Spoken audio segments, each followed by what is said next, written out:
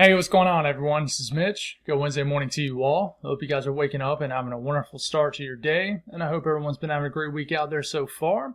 We got a day full of severe weather expected to unfold this afternoon, this evening, into the overnight hours. We have severe weather ongoing right now this morning across areas of the southern plains, and I think most of you think I was not going to make a video this morning, and I was kind of 50-50 on it, but I woke up a little extra early this morning. I mean, it is like 3:16 in the morning Eastern time, and for you folks that, been tuning in for any length of time, you guys know I'm heading out to the mountains this morning. I'll be on vacation today through Sunday, so this will be the last video that I make, but a large area of the country runs a risk of severe weather, so I thought I need to jump on here and get you guys some update information. So here we are. This video won't be near as long as my normal videos. We're going to give you a state-by-state breakdown of this severe weather event expected today, and that's about it. We're going to head on off and enjoy the rest of our day after that. So if you guys have not subscribed, certainly consider doing that.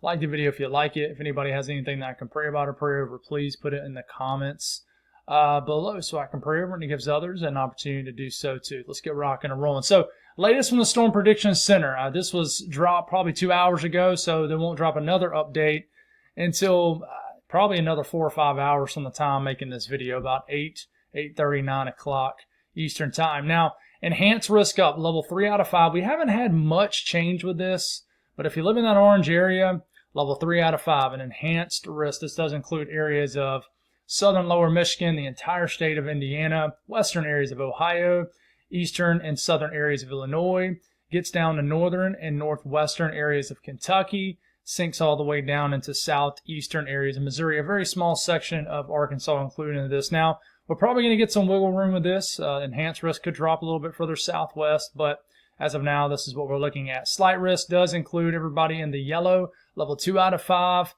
The Dallas-Fort Worth area, Wichita Falls, all the way up through Fort Smith, Fayetteville. We're getting nasty weather right now in this area. Down to Little Rock does include St. Louis, out to Chicago, Detroit, just about to Cleveland. Goes about through the halfway point of Kentucky and covers up western Tennessee and far northwestern Mississippi. So what's driving this today? The tornado threat is at a 5% risk. You guys over here, like in Kansas and Oklahoma, let me know what happened last night. I'm waking up, I'm not hearing a whole lot. So I'm hoping that means that things maybe did not unfold as bad as they could have, but you never know when it's going to be bad in your neck of the woods, folks. It is early, so I'm probably going to twist some words up even more than I typically do. But 5% risk of a tornado in this region right here. And I will zoom into this: Fort Wayne, Indianapolis, Chicago, Detroit. Some higher populated areas do have a higher risk of tornadoes today. Bloomington. And then, of course, that green area, that is a 2% risk of a tornado, which kind of, stretches all the way down here in the southeastern areas of Oklahoma. Now, the wind threat is what's driving the enhanced risk today. And we'll just kind of zoom back out here. That red area is a 30% risk of winds exceeding 55 to 60 miles per hour within 25 miles in any given location. Entire state of Indiana. You guys have this. The yellow area, 15% risk of winds exceeding 55 to 60 miles per hour. And then the hail threat today, 15% risk of hail exceeding 1 inch in diameter or larger in that entire yellow area. So that's the Storm Prediction Center outlook. Let's break it down state by state. Speak on Michigan first. Starting it off this morning, we'll have some showers and storms already out there. We continue to move forward to about midday. It'll already start to get stormy. Mount Pleasant, down to Lansing, Kalamazoo, anywhere, and really in lower Michigan, especially the southern half of lower Michigan. And these storms could already get quite serious. Strong to severe, Lansing, Flint, Saginaw, I think is how you pronounce it, or say it. So you start to get into 4 p.m., 5 p.m., 6 p.m., and then this is when the nasty weather begins to move into, say, southwestern areas of Michigan, Kalamazoo. And listen, the threat with this is probably strong damaging winds, or is a 5% risk of a tornado. In fact, I would argue that the higher tornado risk is probably on the northern mode of this severe weather threat area for today. But you take it at 8 p.m., anywhere in southern Michigan could get hit by these, especially if you're away from the lakes, where kind of microclimate, cooled air isn't affecting you guys. you take advantage of the atmosphere a little bit more, the instability in the atmosphere. So, I mean, all the, central Michigan areas and obviously lower Michigan, these storms could produce all hazards. I mean, we're going to get some tornado warnings more than likely here in southern lower Michigan today. We get into 10, 11, midnight. That short wave will spin over lower Michigan, so we'll have a spin overnight over the state of Michigan, and then this will head on out. Now, we're probably going to get a lot of rain in this area too, a few inches in certain areas, so just be mindful of that. Tornado threat will be the highest in the southern towns and cities here in southern lower Michigan. Now, let's take a look at Illinois and Indiana. Starting it off this morning, we'll get some showers and storms, and the actual spinning shortwave will drift over northern areas of Illinois. And, some of these cells, it's around 1 p.m., like Peoria, Galesburg, you're lacking thermodynamics, but there's a lot of kinematics with this because you're right up against this little surface low generated by this shortwave.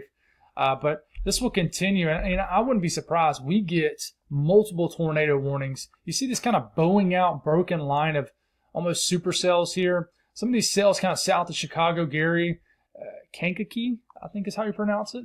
Maybe not, I'm not sure. But anyways, these cells could produce tornadoes here. I would not be surprised they bump it up to a 10% risk. I was wrong about yesterday. I thought they would have done in portions of Kansas and Oklahoma.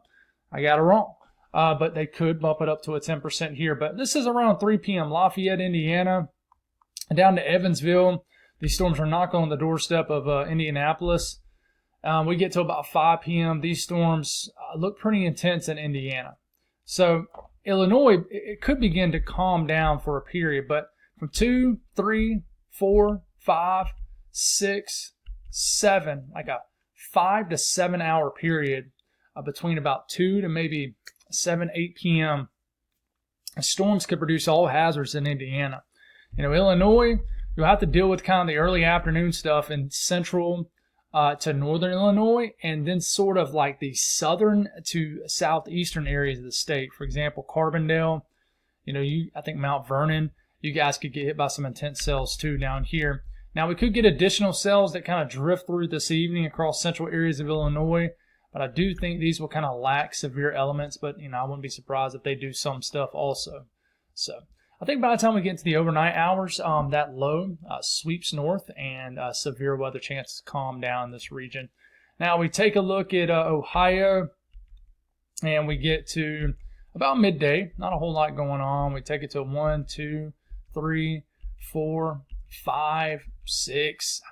Takes all the way to about 7 o'clock, and then those storms out of Indiana begin to enter the western areas of Ohio: Cincinnati, Dayton, Troy, Toledo, up to Bowling Green. And then these storms really start to lose some punch later this evening. But Columbus up to Delaware, Bowling Green, Portsmouth, you guys could get some storms later this evening, but it does show them weakening significantly as we start to get into the later overnight hours tonight. So I would watch the far western areas of Ohio later this evening for the worst severe weather threat. Now, Missouri, got a little bit of weather this morning you'll deal with. That low will lift. Could get some cells up there in northern Missouri. Could produce some hail with some colder air aloft moving in.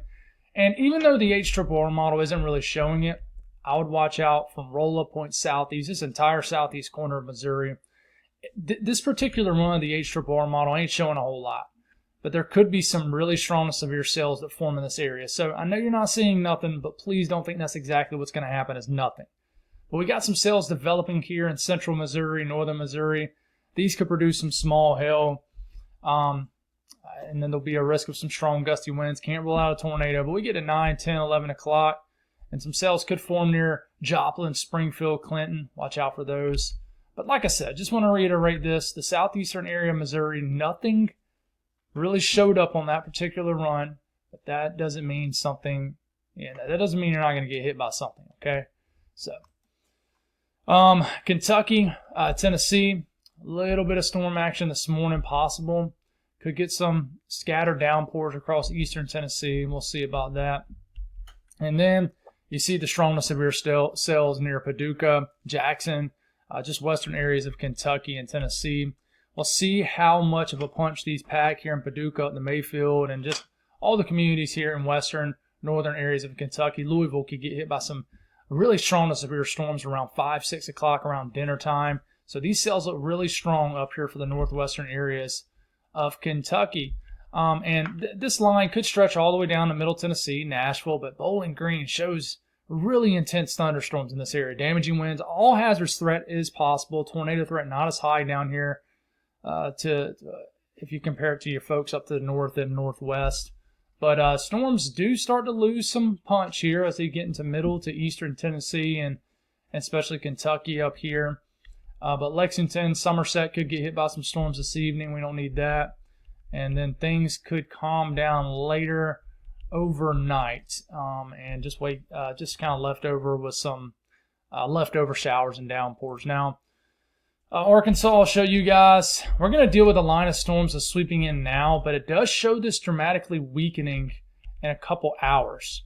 We'll see if that actually happens. But storms are hitting the northwestern area of the state right now, probably waking some people up. We start to get to 1, 2, 3, 4 o'clock, and it really shows the atmosphere remaining stable, but some storms could fire really anywhere in Arkansas this afternoon. We take it to later this evening. Some more storms could fire up around Fort Smith, Fayetteville, Rogers, and this will be in the middle of the night once again. 1, 2, 3, 4, 5, 6 o'clock in the morning. Shows an avenue of storms right through here, drifting around after midnight, and it shows these storms being pretty intense. For example, this is 1, 2 a.m., 3 a.m., 4 a.m., 5 a.m., 6 a.m., 7 a.m., 8 a.m. Tonight into tomorrow morning. And then Oklahoma, what's left over the energy this morning will continue to drift out the state, and then we could get the redevelopment of more storms from Lawton to Oklahoma City, leftover boundaries from the storms this morning, and these storms could produce very large hail, some strong gusty winds, can't rule out a tornado, and they'll kind of dance around and then kind of just weaken throughout the overnight hours. But I would watch out. Let's back it up here. 4, 5, 6 o'clock this afternoon to this evening in this area of Oklahoma for some storms. Some of the last couple areas we'll look at is north and northeastern areas of Texas. And, if you live in the northeastern areas of the state, you could get some storms, and they definitely could get strong to severe. This is 5, 6, 7, 8, 9, 10, 11, 12, 13, 1 a.m., 12 a.m., 1 a.m. into 13. I guess I'm doing maybe some military time there. I don't know, but that wouldn't be correct anyways. But anyways, looks like things will mellow on down into the overnight period. And then Alabama and Mississippi, the last two areas we'll look at here. We'll show some love to you folks. We're going to get your normal run-of-the-mill shower and storm activity throughout the states of Alabama and Mississippi. But where the storms could be more intense is the northwestern portion of Mississippi. You see these storms up here dealing with a little bit of better ingredients for severe weather. But it's just going to be a stormy afternoon and evening for basically the entire state of Mississippi and Alabama. Some people might not get a drop of rain, but some might get multiple storms. But it just shows plenty of storms firing. Now, we do have the severe weather threat for tomorrow, and I'll show it to you really fast, and I'm going to jump off here and head on out. We have a slight risk across areas of the mid-Atlantic and the southeast. So there is a 2% risk of a tornado here, but this is mainly driven off damaging winds. I'm not going to be able to talk about that, but just know that tomorrow there's a severe weather threat also. Folks, that's all I got. Asking for prayers that I get to Gatlinburg safely this morning. But thank you all for everything. Last video I'll make until probably Sunday night or Monday morning of next week. God bless all y'all. Stay safe out there. Appreciate y'all so much. And I'll talk to you again here in a few days. God bless.